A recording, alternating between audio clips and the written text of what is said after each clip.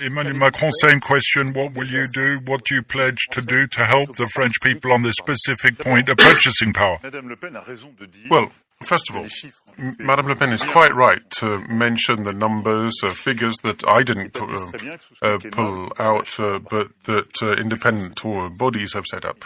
That indeed the purchasing power of the working classes and the workers have increased, but there is an issue at the end of the month, of course, and I agree with what you said. I've heard the same thing over my various trips across the country, the 600 trips I have made over the last 5 years, people complaining about how difficult it is to make your weekly shop, to pay for your groceries.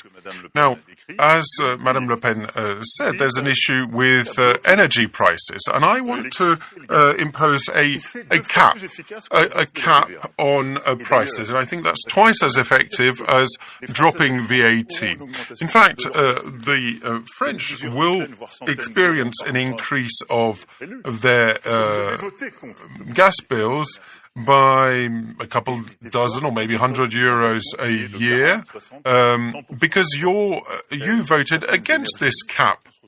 And that just leads to a number of difficulties. So I would preserve this cap for as long as the crisis is raging.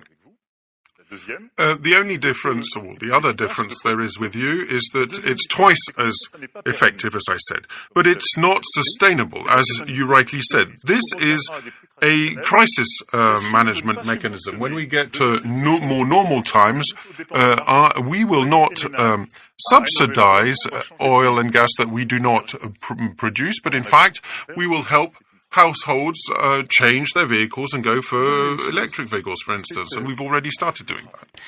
Second thing, work, labor. I'm proud to see that we together have been able to create 1.2 million payment slips. I mean, I was looking at your platform, and there's no mention of unemployment. Clearly, that means that there's no issue, that you're recognizing the hard work that we put in over the last 5 years.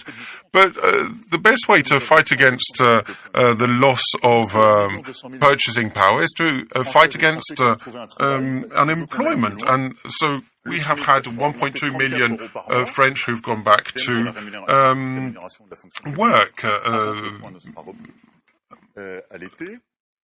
Basic minimum pay will increase 34 euros a month. Pensions will increase also for as of the summer. We're not going to wait until January 1st. After all, inflation is already beyond 4%. And I want small pensions to be raised up to 1,100 euros, contrary to you who just want us to keep it at 1,000.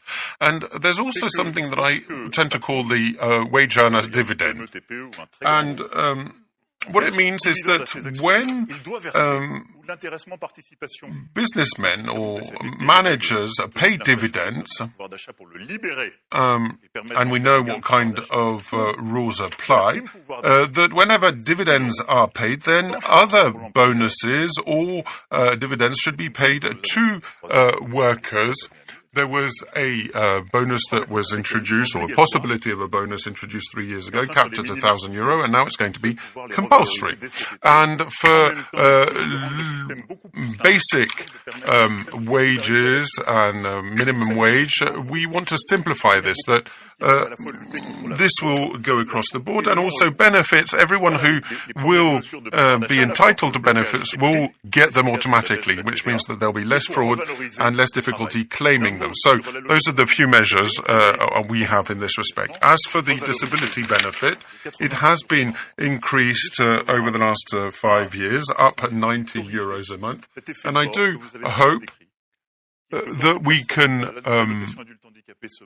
avoid the problem that you identified, that someone who can claim disability benefit when they get married with someone who earns a lot of money would lose it. And I believe you weren't there in Parliament when we discussed this.